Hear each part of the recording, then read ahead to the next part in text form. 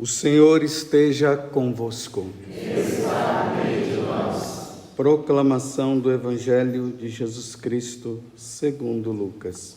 Glória a vós, Senhor.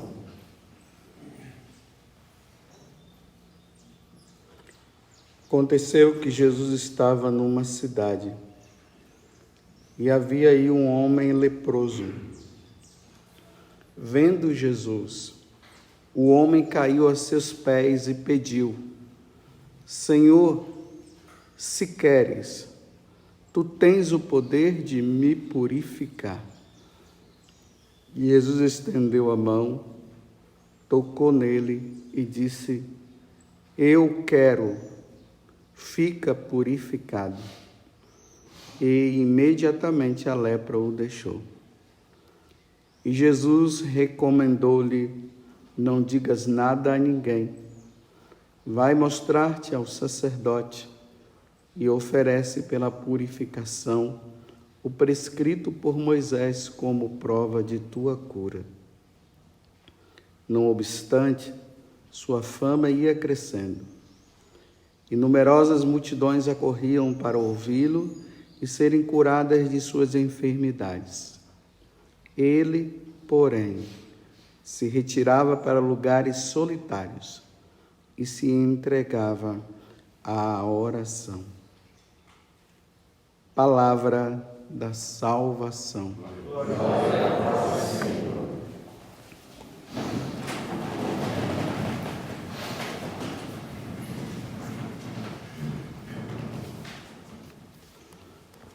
Mais uma vez nos deparamos com uma passagem do Evangelho que ela não pode também ser descontextualizada do momento em que nós estamos vivendo. Nós estamos no tempo da Epifania, hoje é sexta-feira, no próximo domingo, esse tempo de Natal se encerrará com o batismo do Senhor. Então nós precisamos olhar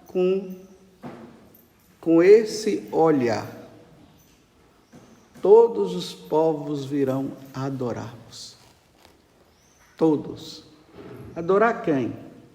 Aquele menino. E que agora ele já está crescido. Ele já está se aproximando também o tempo dele salvar toda a humanidade, todos nós, com o seu sacrifício. Ele será oferecido para nos salvar, porque Adão e Eva pisaram na bola. E por isso a porta do céu se fechou para nós, a porta do paraíso, melhor dizendo. A porta do paraíso terrestre foi fechada, eles foram expulsos de lá para não voltar.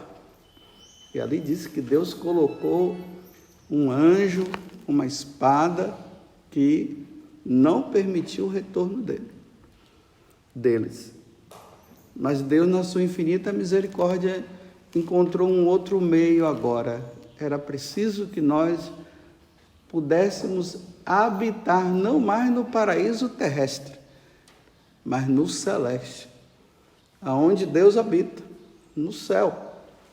Então Deus envia a pessoa, a segunda pessoa da Santíssima Trindade, vem nos redimir, vem nos salvar. Tanto que na primeira carta de São João, que está sendo lida hoje, capítulo 5, do versículo 5 ao 13, aqui diz assim, que quem tem o Filho tem a vida. Que vida? A vida eterna. Tem a vida em Deus. O céu é o lugar onde nós vamos habitar, nós vamos viver com Deus, nós vamos contemplar a face de Deus. Então, quem tem o Filho tem a vida, quem não tem o Filho não tem a vida. E aqui fica uma boa distinção para nós católicos estarmos bem atentos, porque existem muitas e muitas religiões por aí. E como, infelizmente, nós somos analfabetos na questão religiosa, como diz o Papa Emérito Bento XVI, nós nos deixamos levar facilmente porque, mas lá fala de Deus. Mas que Deus?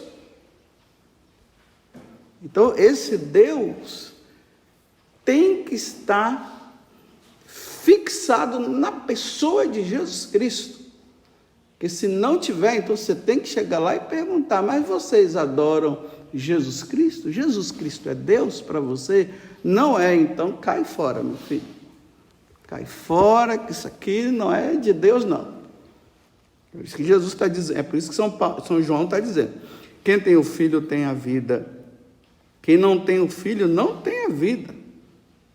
Eu vos escrevo estas coisas a vós que acreditastes no nome do Filho de Deus, para que saibais que possuís a vida eterna. O testemunho é este: Deus nos deu a vida eterna, e esta vida está em quem? Em seu Filho Jesus, está em Jesus Cristo.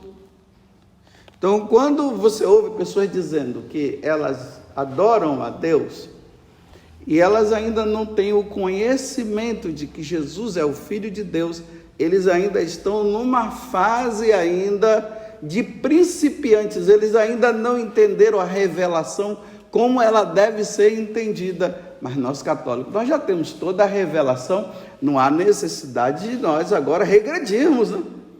Uma vez que nós já temos, já adoramos a Santíssima Trindade, o Pai, o Filho e o Espírito Santo, e que essa adoração ela se dá por meio de Jesus Cristo, não tem cabimento agora nós regredirmos, e tem muito católico que está regredindo, está abandonando. Eu conheci um católico que ele era católico, claro, e se tornou judeu, regrediu. Tem outros que eu conheço que não conheço, né? Tem outros que eu sei que era católico e se tornou muçulmano. É regredir. No judaísmo, aonde Jesus veio, aonde Deus se revelou, tudo bem, tudo certo, mas era preciso ver naquele menino quem? O Filho de Deus. Então o judaísmo não crê na divindade de Jesus Cristo, como no islamismo também não crê na divindade. Então eles podem continuar a vida deles lá, mas nós católicos não podemos regredir e se admirar. Nossa, que coisa linda, assim, tudo pode até ser lindo, pode até ser maravilhoso, mas não crer na divindade de Jesus Cristo. Então nós vamos permanecer católicos e vamos ser firmes. E aí entra também as outras religiões, né? Como aqui eu tenho falado, aqui no Brasil tem tantas, tem a Umbanda, tem a Quimbanda, tem um monte de coisa aí. E nós somos católicos, não tem cabimento um católico regredir. Ele já foi batizado na Igreja Católica, ele já reconhece Jesus, ele conhece a Santíssima Trindade, o Pai, o Filho e o Espírito Santo, e agora ele diz assim, não, agora eu não sou mais católico, isso é regredir. Pelo contrário, são os outros que têm que vir. Ide por todo mundo e pregai o Evangelho a toda criatura. Então, eles precisam adorar, eles precisam reconhecer na pessoa de Jesus para se chegar ao Pai. Só se chega ao Pai por meio de Jesus. Não se chega de outra forma. Eu sou o caminho, a verdade e a vida. Ninguém vai ao Pai senão por mim. Como nós acreditamos em Jesus Cristo como nosso Deus e Senhor, então se Ele falou, está falado. Então se Ele está dizendo que a forma de nós chegarmos ao Pai é por meio dele, então ok, estou aqui, eu creio e é isso mesmo, porque eu creio em Jesus. Ele é Deus, Ele é a segunda pessoa da Santíssima Trindade, Ele provou que Ele é Deus. andou sobre as águas, transformou a água em vinho, curou muitas pessoas, como curou o leproso, curou o cego de nascença, mandou o vento parar, as ondas também. E a grande e a maior prova dele foi quando ele morreu e no terceiro dia ressuscitou. Ele disse para os apóstolos: venham, pode tocar em mim, ó, toque. Não é um fantasma, não. Primeiro que fantasma não existe. Venham, toquem. Aí tocaram, né? Aí Tomé não estava no momento, dizia: eu só creio se eu ver. Está certo. E não estava errado não, viu? Dentro do contexto de Tomé, ele precisava também ver, porque senão, se ele era um apóstolo, como é que ele ia poder proclamar a boa nova, se ele apenas ficasse dizendo: os meus irmãos viram, mas eu não vi. Era preciso que os apóstolos vissem primeiro. A exceção foi Paulo, que assim mesmo ele viu o ressuscitado, mas ele não viu Jesus na carne humana, ele não viu Jesus morrer, mas mesmo assim ele se tornou apóstolo, ele foi a exceção. Então Tomé: não, eu quero ver também. Aí Jesus aparece e diz assim: Tomé, tudo bem, olha aqui, toque em mim agora, você viu? Mas aí Jesus diz: mas felizes, Tomé, serão aqueles que crerão sem ter me visto. Então agora nós é que cremos, né, nele, que ele voltou para o céu, sem termos visto, e nós acreditamos porque os apóstolos falaram e porque os apóstolos morreram por essa verdade. Porque ninguém morre por uma mentira, se morre pela verdade. Entenderam aqui? Então tá bom. Então nós cremos. Aquele homem que os pastores adoraram, aquela criança que os pastores adoraram, aquela criança que os reis magos adoraram, o cego adorou. E hoje, de maneira especial, por isso que eu estou falando, que nós não podemos tirar um pouco do contexto, esse homem que estava leproso. A lepra lembra o pecado. A lepra também pode lembrar as pessoas que estão longe de Deus, que não querem saber de Deus. Então, esse homem, que aqui não está dizendo quem é, que pode ser cada um de nós também, ou cada um daqueles que já não adoram.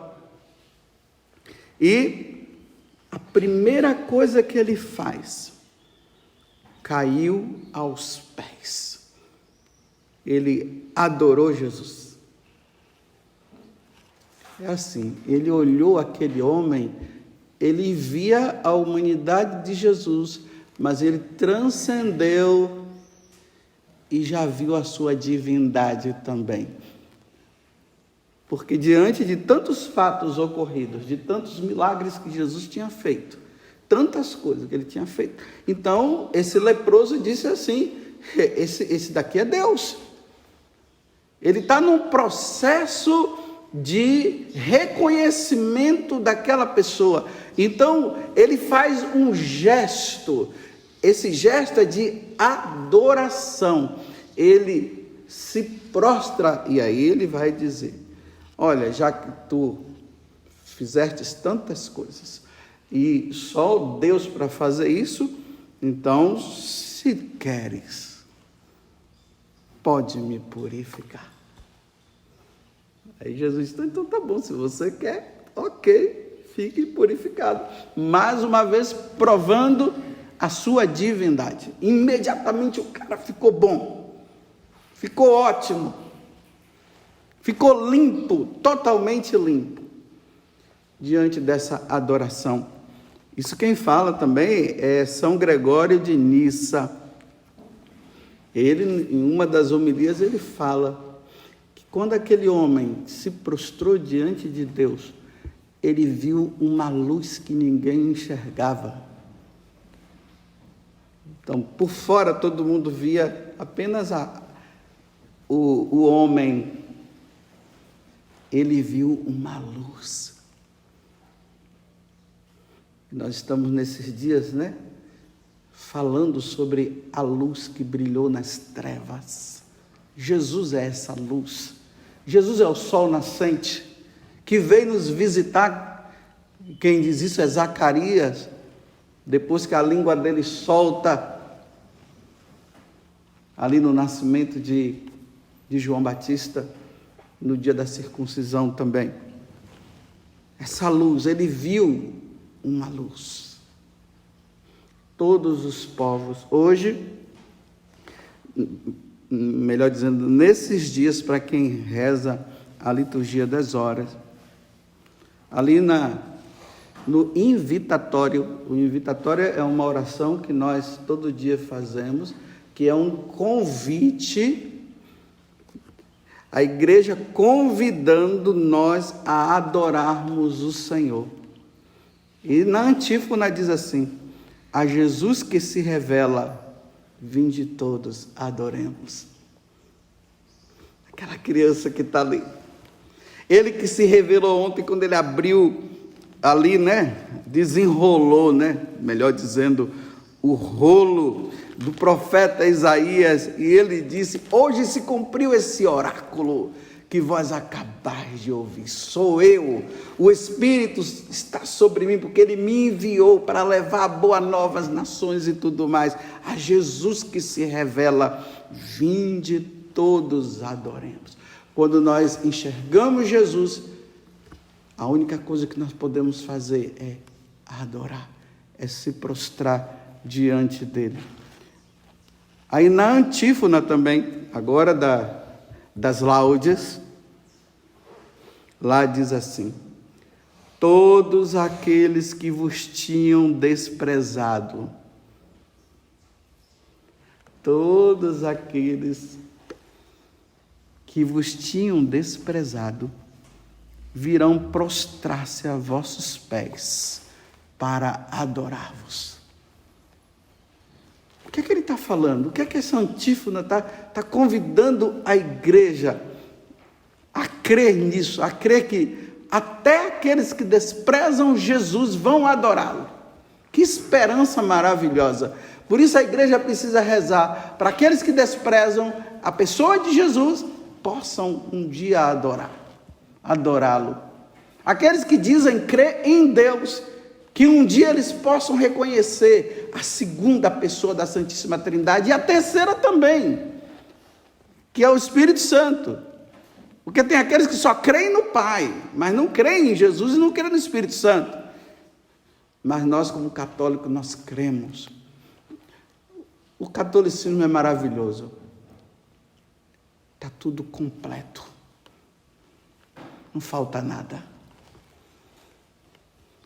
No catolicismo não falta nada.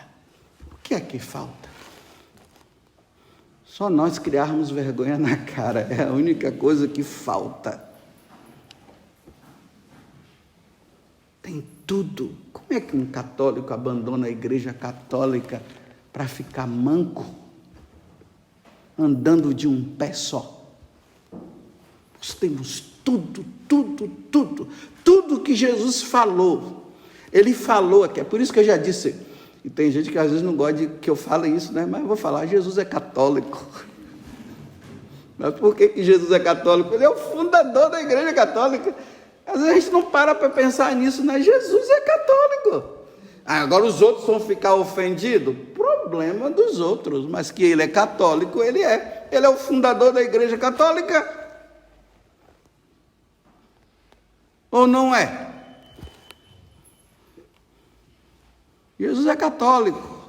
Ele é o fundador da igreja católica. E aqui entra uma coisa mais prática para nós. A Jesus que se revela, vinde todos adoremos.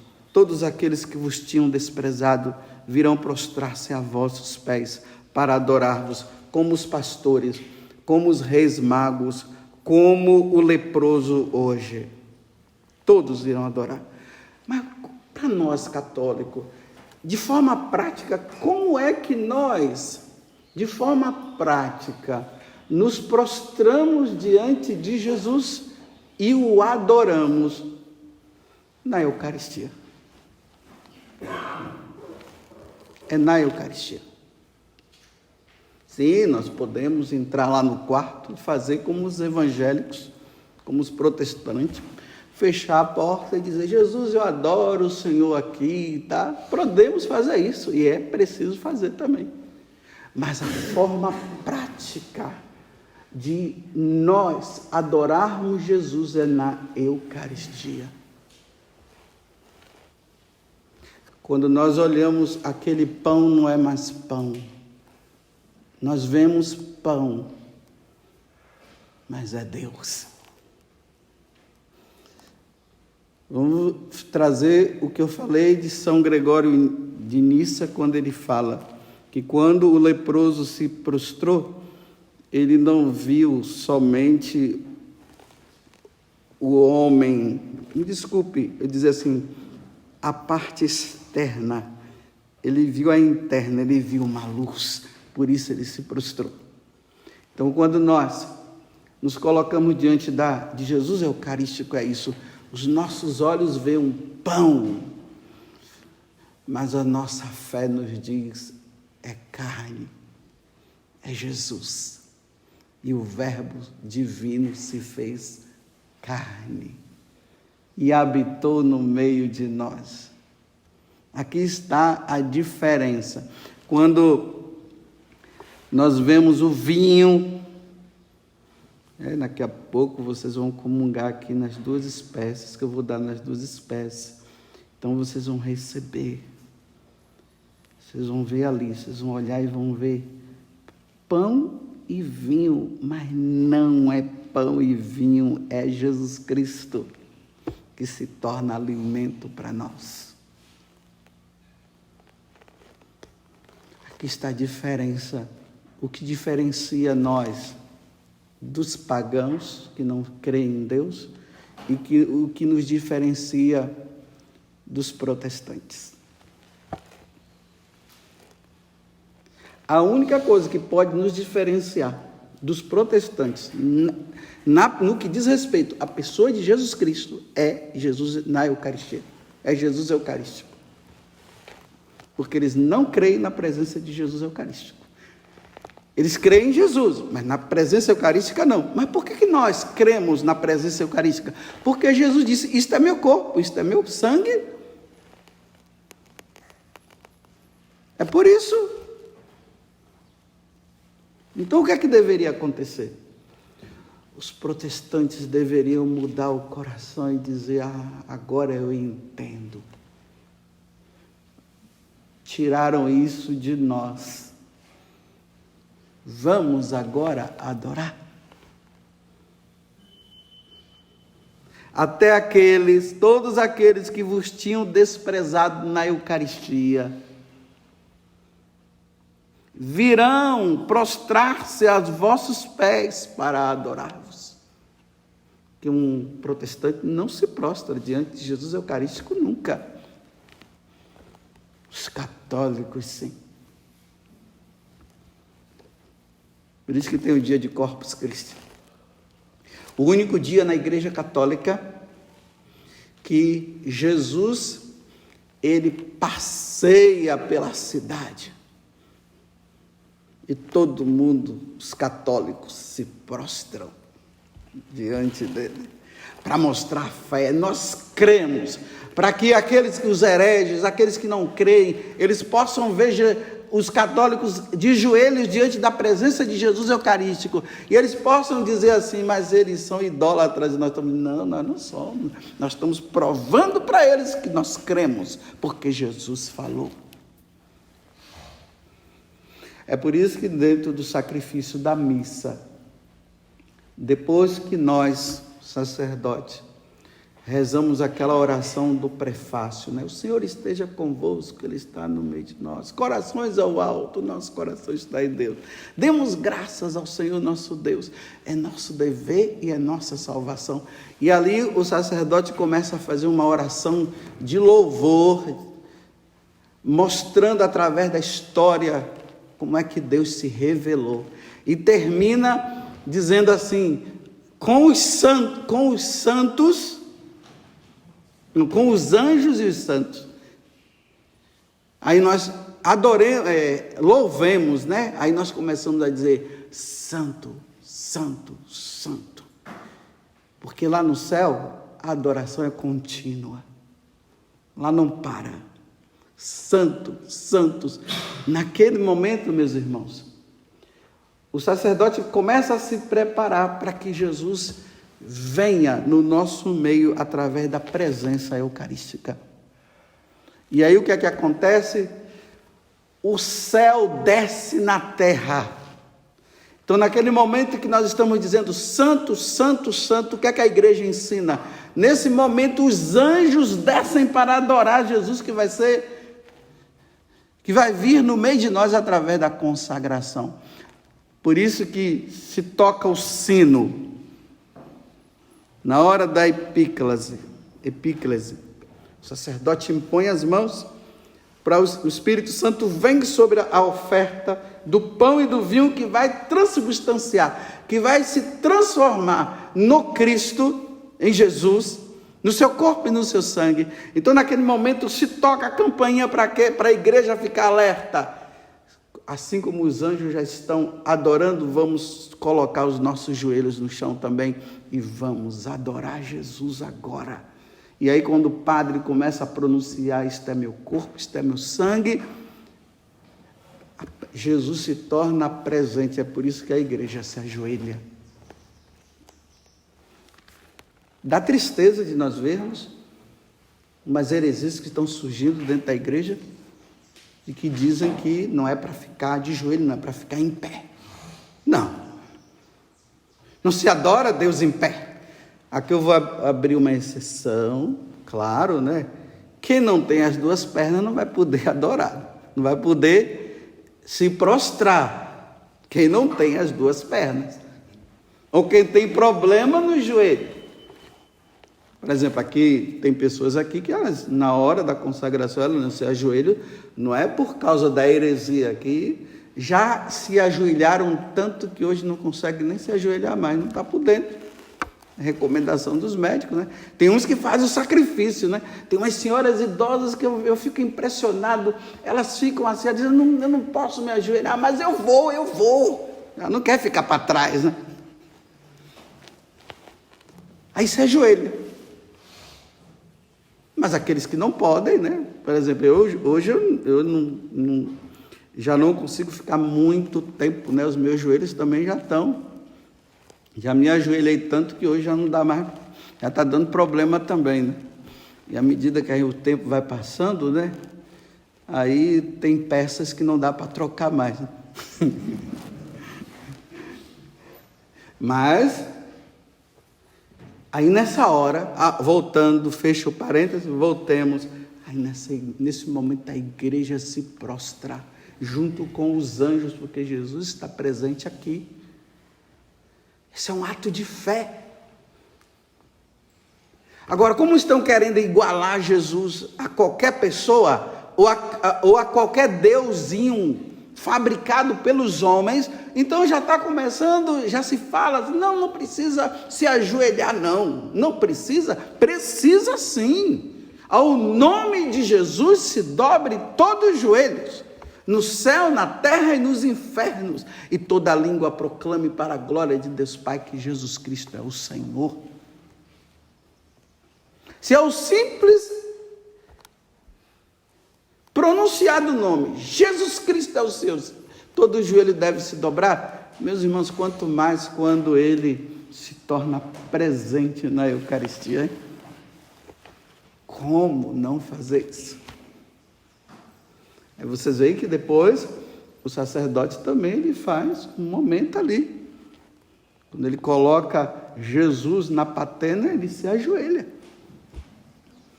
Depois que consagra o vinho, ele coloca o vinho ele ergue, porque a igreja já está em adoração junto com os anjos que estão aqui.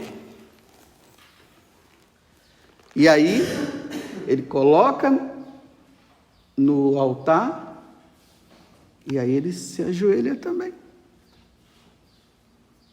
É por isso também que Na hora que se vai comungar, e vou abrir outro parêntese, né? A igreja permite que você possa comungar de joelhos ou de pé. A igreja permite, né? Então, vai do reconhecimento de cada um, mas também não vamos agora, porque o outro se ajoelha é melhor do que não se ajoelhou. Vamos parar com o farisaísmo aqui, viu? Que a questão está no reconhecimento, está interiormente, está no interior. Então, fecha o parênteses, voltemos. Então, naquele momento, por que o católico, na hora que ele vai comungar, ele se ajoelha? Porque ele reconhece que está diante de Deus. Senhor, não sou digno de que entreis em minha casa, no meu coração. Eu não sou digno. É o mínimo que nós poderíamos fazer. Era nesse momento reconhecer que o sacerdote está dando quem? Ele não está dando pão, nem hambúrguer, me desculpe. Ou sabe lá o quê? Ele está dando Jesus Cristo. Então qual o problema de a pessoa se ajoelhar? Olha, não fiquem com problema comigo. Eu não vou me ajoelhar porque o padre algum vai brigar. Eu não vou brigar, não. Eu não brigo com quem se ajoelha e nem vou brigar com quem está em pé. Eu acho até uma coisa sem nobreza, né? Aí fica o sacerdote ali na frente, porque a pessoa se ajoelhou, ele está aqui com Jesus na mão e diz: se levanta, se levanta, se levanta. Se você não se levantar, meu filho, você está com Jesus na mão. É hora de você fazer isso. Faz o seguinte: depois da missa, chama aquela pessoa e vai conversar com ela. Mas não faz esse escândalo diante de todo mundo, porque, pelo amor de Deus, isso é falta de reconhecimento. Imagina, eu estou aqui com Jesus nas minhas mãos e estou brigando com o outro. Não, fica em pé, fica em pé, fica em pé. Aí tem os outros exagerados, que é o contrário, né? Fica de joelho, fica de joelho, fica de joelho. Então, você tem o que diz para ficar em pé e o que diz para ficar de joelho. Não catequiza, na hora da homilia, explica, ensina. Mas não fique fazendo do momento tão nobre, aonde as pessoas estão indo em procissão para receber de Jesus, não faz um ringue, não, de boxe. Tira até a fé dos outros. Então, repito, quem quiser se ajoelhar, se ajoelhe. Quem não quiser, não se ajoelhe. E aqui eu não estou dizendo que quem vem em pé, quem recebe em pé, é melhor do que o que se ajoelha, e nem o que se ajoelha é melhor do que está em pé. Vai do coração de cada um. E quem sou eu para julgar? Aí sim eu posso dizer, quem sou eu para julgar?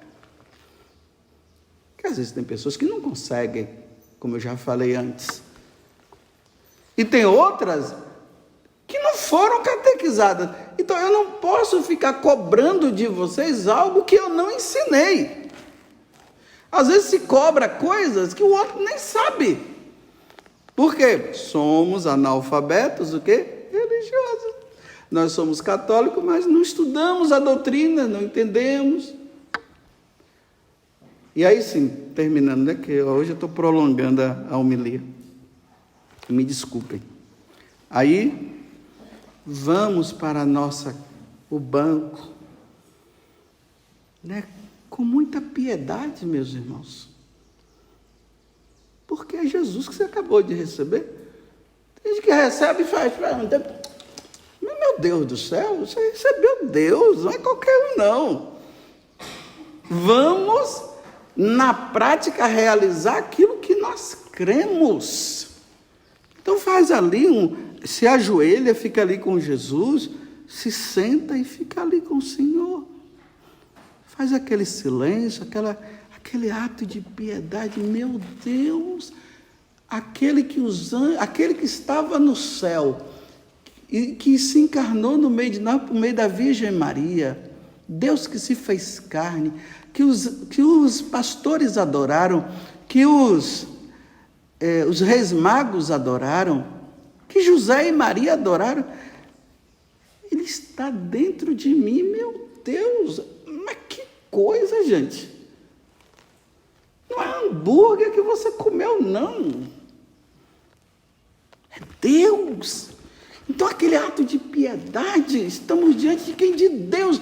Deus está dentro de mim, meu Deus do céu, como pode? O mundo não te abarca, mas meu corpo te abarca. O Senhor está dentro de mim, então adoremos, façamos esse momento de adoração. E aqui nesse tempo de máscara, eu vou terminar. Quando vocês forem comungar, então olha bem, aqueles que comungam na mão, né? Então, quando vocês tiram a máscara, pegou Jesus na mão, coloca na boca, né? Claro, vai comer Jesus, é a carne que deve ser ingerida. Dá uma olhada no dedo para ver se ficou alguma coisa, antes de pegar a máscara, porque se você chega ali, pega e já pega na máscara, meu filho, pode ficar alguma partícula na máscara. Entendeu? Ah, mas é escrúpulo. Não é escrúpulo. Isso se chama amor a Jesus Eucarístico. Ele não pode ser jogado assim na máscara. E fica na máscara aqui o tempo todo. Compreenderam? Aí depois que a gente ensina, a gente cobra. Mas fica cobrando sem ensinar. Tá bom, que todos os povos vos adorem, ó Senhor. Louvado seja nosso Senhor Jesus Cristo. E a nossa Mãe, Maria Santíssima.